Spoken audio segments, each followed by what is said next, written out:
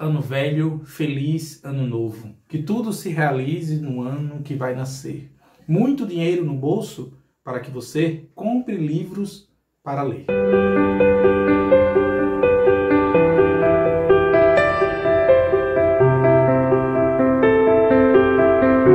Olá, turma! Sejam todos bem-vindos ao Livros e etc. Eu me chamo Leonardo Lisboa e nesse vídeo de hoje eu quero compartilhar com vocês os 12 livros que eu separei e vou me dedicar a ler nesse ano de 2023. É muito comum que aquelas pessoas que possuem um canal que falam sobre livros no YouTube apresentem logo no início ou no final do ano sua lista de leituras para o ano subsequente, e eu não farei diferente. A minha esposa já apresentou aqui mesmo no Livros e etc. a lista dela. Caso você ainda não tenha visto, eu vou fazer questão de colocar aqui na descrição desse vídeo. Claro, sempre convidando você também a criar a sua própria lista. Se você é novo no canal, por favor, considere se inscrever, ative o sino para receber as notificações. Teremos vídeos constantes aqui nesse ano já que se inicia. Peço desculpas, peço perdão se no ano 2022 eu deixei o canal um pouco de lado, por assim dizer, à míngua, mas foi por motivos mais do que nobres, mas eu espero já nesse ano 2023 retomar as atividades com afinco. Pois bem, findados os avisos paroquiais, vamos aos 12 livros que eu me propus a ler, e quero me propor, na verdade, a ler nesse ano que se inicia. Bom, eu pensei da seguinte forma: primeiro mês é aquele mês mais tranquilo, mais relaxado. Após quase 2 anos de trabalho ininterrupto, eu consegui aí os meus primeiros 20, 30 dias de férias, então decidi me dedicar a uma releitura de um clássico, na verdade, de um livro que me traz memórias, digamos assim, muito alegres e muito prazerosas, que é os 3 livros que eu tenho aqui em mãos da trilogia do Senhor dos Anéis, do querido professor Tolkien, né? Sociedade do Anel, As Duas Torres e O Retorno do Rei. Quem me acompanha há um tempo aqui, ou até mesmo conhece meus gostos literários, sabe que Tolkien, junto com a Ayn Rand e o Edgar Allan Poe, são os meus autores preferidos. Eu conheci o Tolkien ainda na adolescência, ali por volta de 15, 16 anos, quando eu comecei, digamos assim, a ter acesso à literatura fantástica, à literatura de fantasia, e foi amor, paixão à primeira vista. Eu até costumo dizer que eu sou hoje professor de letras, formado em letras, ou um quase linguista, por assim dizer. Eu tenho muito orgulho em ter a mesma profissão que Tolkien também tinha. Afinal de contas, além de escritor, autor, ele era também professor de língua inglesa. E ler Senhor dos Anéis, ou melhor dizendo, reler Senhor dos Anéis, depois de mais de 10 anos, certamente vai ser um prazer inenarrável para mim, visto que a primeira vez que eu tive a oportunidade de ler O Senhor dos Anéis, há mais de 10 anos atrás, eu tinha uma outra cabeça, enxergava o mundo de uma forma diferente. Pra vocês terem ideia, eu era ateu nessa época, e hoje, conhecendo o que eu conheço, tendo vivido o que eu vivi, e tendo, de certa forma, reencontrado a Santa Fé da Igreja Católica, ler, ou reler, melhor dizendo, O Senhor dos Anéis certamente será um prazer assim, inestimável para mim, visto que O Senhor dos Anéis e toda a obra do Tolkien, como ele mesmo deixou claro, e sempre de forma transparente, é uma simbologia do cristianismo. Então estou muito ansioso, na verdade já iniciei a leitura aqui da Sociedade do Anel, e estou muito assim, empenhado em fazer essa releitura e compartilhar com vocês, claro, as minhas impressões. Partindo agora para o segundo livro dessa lista aqui de 2023, vamos agora para uma distopia do Aldous Huxley, Admirável Mundo Novo. O que me encanta muito nas distopias é que, por mais estranhas e absurdas que elas possam parecer, quando você começa a olhar o mundo à sua volta, você começa a se perceber que, na verdade, não é tão distópico assim. Tal como Laranja Mecânica, 1984, Revolução dos Bichos, O Conto da Aia e outras tantas distopias, o Aldous Huxley, aqui nesse seu livro Admirável Mundo Novo, traça um cenário apocalíptico que, por mais louco, maluco e desvairado que possa parecer, quando você observa o mundo a qual hoje nós estamos a viver e vivendo, não é tão distópico assim. Eu sempre recomendo a todos os meus alunos, todos aqueles que me acompanham, que me seguem, a leitura de distopia, seja ela qual natureza for, até para você poder entender e compreender quão maluco e quão louco e insano está o mundo ao nosso redor. Então, a minha leitura distópica para esse ano de 2023 é um livro do Aldous Huxley, Admirável Mundo Novo. Dando seguimento aqui à minha lista de 12 livros para 2023, tenho aqui em mãos esse livro que eu adquiri no sebo, aqui próximo à minha residência, por tão somente R$10, um módico valor. E aqui são 2 livros, na verdade, clássicos da literatura brasileira, do Machado de Assis, Memórias Póstumas de Brás Cubas e Dom Casmurro. Confesso de antemão e aqui fazendo a meia-culpa, não tenho muito conhecimento de leitura brasileira, li muito pouco, mas muitíssimo pouco, os grandes autores brasileiros na escola, e penso eu que agora é chegada a hora de, digamos assim, reconhecer e ressignificar a leitura desses clássicos, e por que não começar pelo mestre, por aquele que certamente é o maior escritor de língua portuguesa brasileira do mundo, que foi certamente o Machado de Assis, com duas de suas obras mais famosas e mais relevantes para a literatura universal, Memórias Póstumas de Brás Cubas e Dom Casmurro.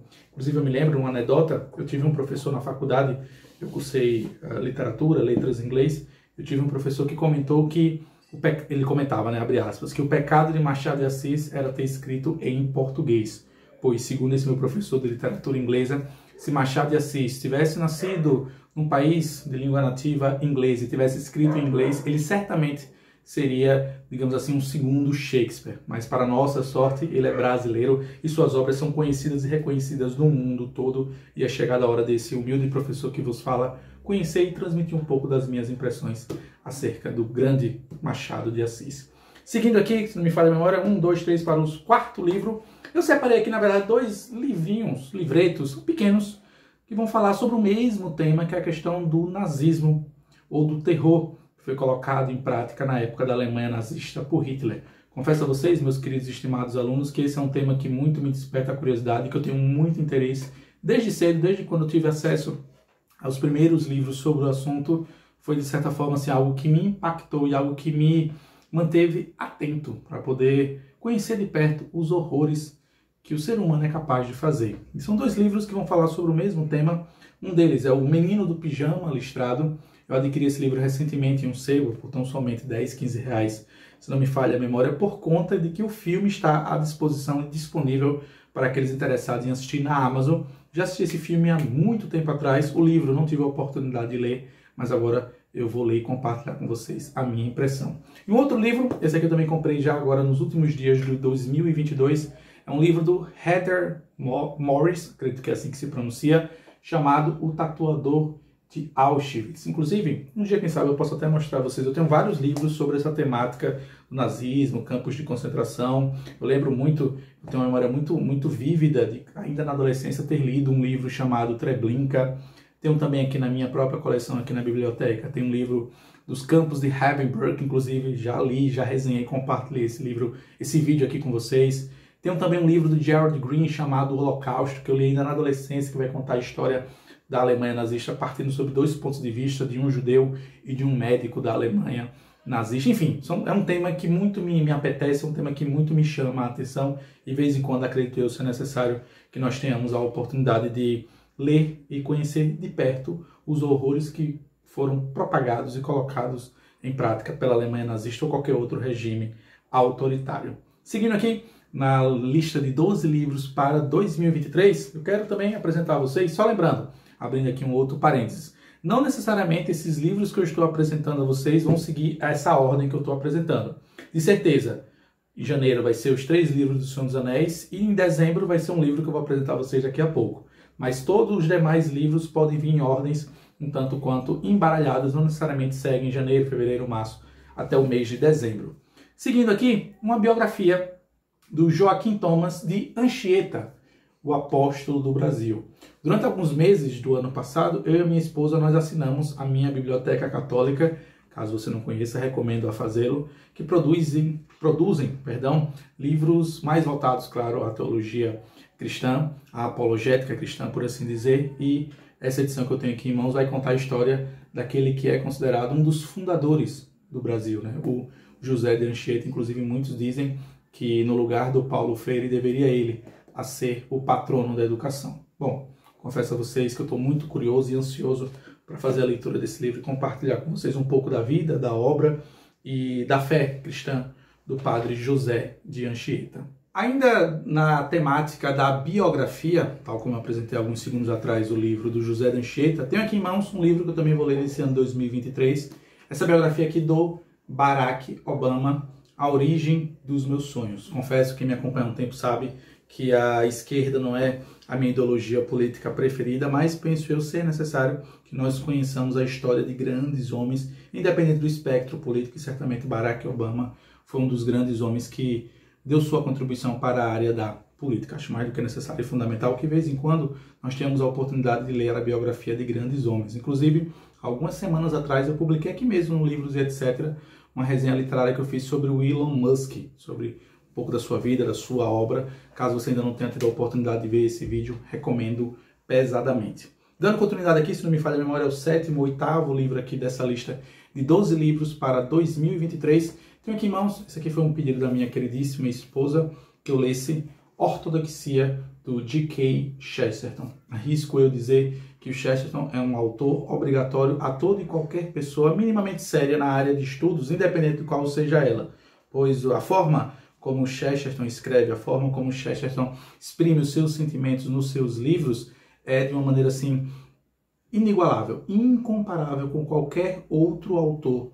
do século XX. A forma como Chesterton nos convida a fazer reflexões acaba nos deixando por mais de uma vez meio que desnudos. Nós acabamos nos sentindo muitas das vezes até, porque não, pelo menos essa foi a minha experiência ao ler Chesterton e outras oportunidades, um tanto quanto burros, ou um tanto quanto infantil, da forma como ele apresenta os seus pensamentos, as suas razões, as suas contra-razões. Muitos dizem, e eu concordo e assino e embaixo subscrevo essa fala, que o Chesterton ele é considerado o pai dos paradoxos, pois ele nos convida a pensar sempre numa espécie de charada, né? Nos convidando a fazer reflexões que muitas das vezes nos parecem óbvias, mas a forma como o Chesterton faz é certamente algo de encantar. Aqui nesse livro, publicado em 1874, então século XIX ainda, perdão, faz saber a inteligência europeia da primeira metade do século XX que o socialismo, o relativismo, o materialismo e o ceticismo estavam longe de responder às questões existenciais mais profundas.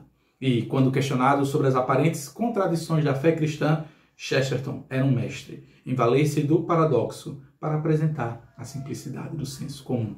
Estou muito ansioso também pela leitura desse livro aqui, Ortodoxia, do G.K. Chesterton. Certamente em algum momento do ano, em especial ali no mês de outubro, mês de Halloween, mês das festividades ali do Dia de los Muertos, que é uma data que minha esposa não curte muito, mas eu tenho essa tradição de sempre no mês de outubro ler um conto ou histórias de terror. Tenho aqui em mãos um clássico da literatura de terror, escrito pelo John Russo, A Noite dos Mortos-Vivos. Vou fazer, inclusive, essa edição linda aqui da Dark Side, com um furo aqui na cabeça de um zumbi.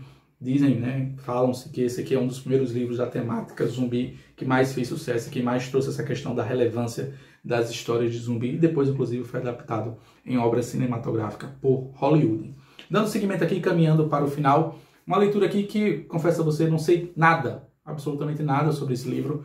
Eu adquiri em um sebo, se não me falha a memória, 10, 15 reais. E o que me chamou a atenção, tão somente tenho que confessar aqui a vocês, foi o título. Trem Noturno para Lisboa.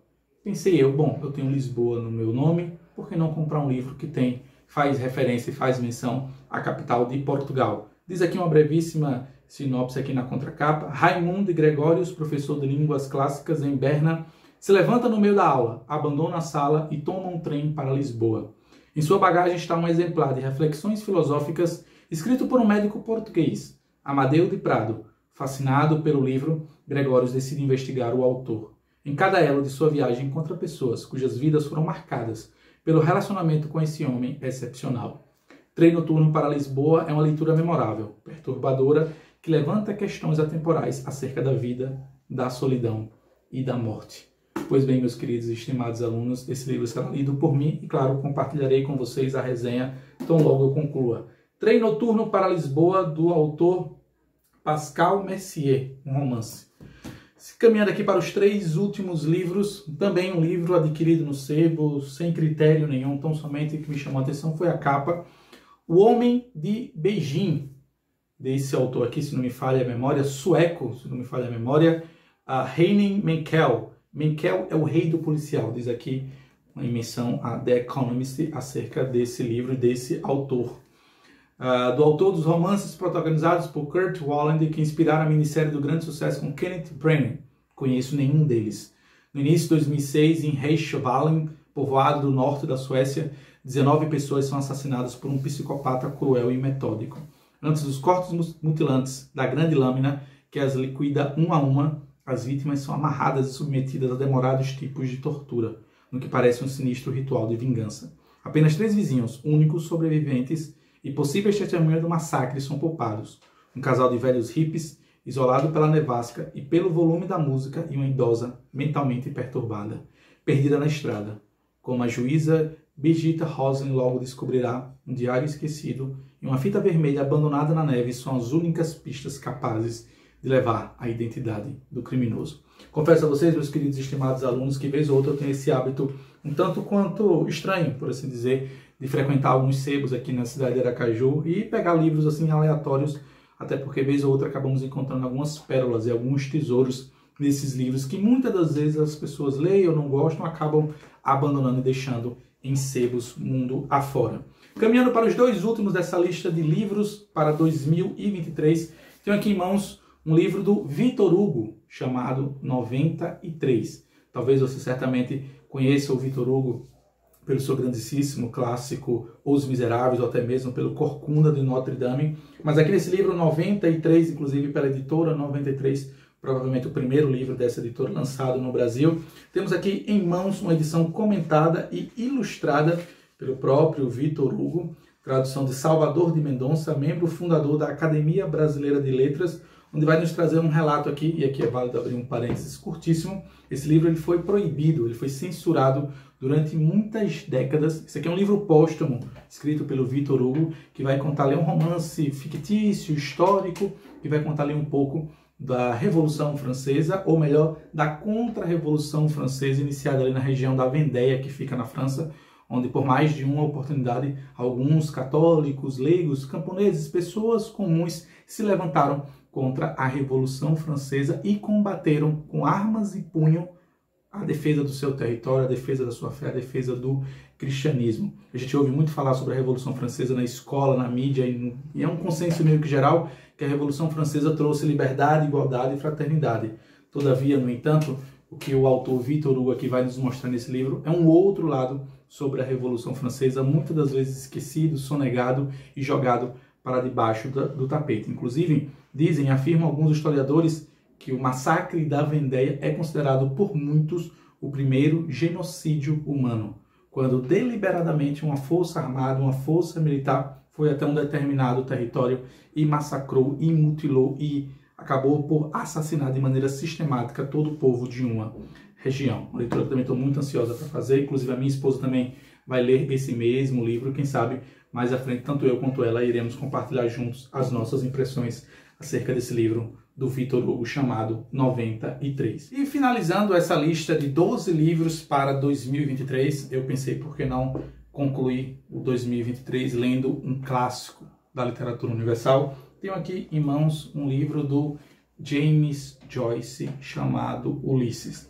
Confesso a vocês que eu já vi esse livro em várias listas de livros essenciais, de 100 livros que todo mundo deveria ler antes de morrer. E eu pensei, por que não me dar a ousadia de também conhecer essa grande obra da literatura universal? Essa edição que eu tenho aqui em mãos são mais de 1000 páginas, e o pouco que eu sei acerca desse livro é que vai contar a história do Buck Mulligan em um dia da sua vida.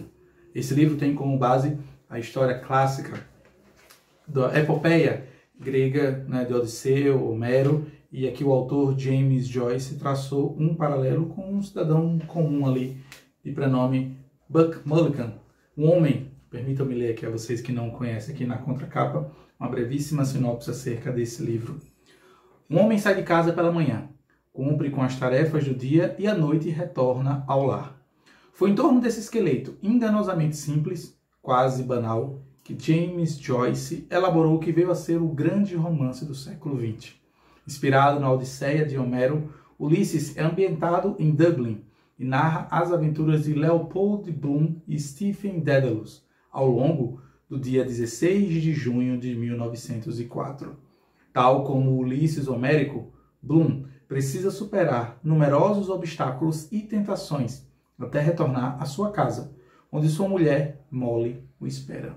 Para criar esse personagem rico e vibrante, Joyce mistura diversos estilos e referências culturais, num caleidoscópio de vozes que tem desafiado gerações de leitores e estudiosos ao redor do mundo. E assim, meus queridos e estimados alunos, eu concluo esse vídeo tendo apresentado a vocês os 12 livros que eu irei ler em 2023. Pois bem, meus queridos, estimados e amados alunos, encerro em definitivo esse vídeo, claro, agradecendo a você pela sua atenção, pela sua participação. Se porventura você gostou do vídeo, considere deixar seu like, comentar, compartilhar. E aí, você vai ler também 12 livros de 2023? O que você achou das minhas escolhas literárias para esse ano que se inicia? Agradeço mais uma vez a sua atenção. Que Deus o abençoe enormemente. Nos vemos nos próximos vídeos, se Deus assim nos permitir. Até a próxima. Tchau, tchau, pessoal.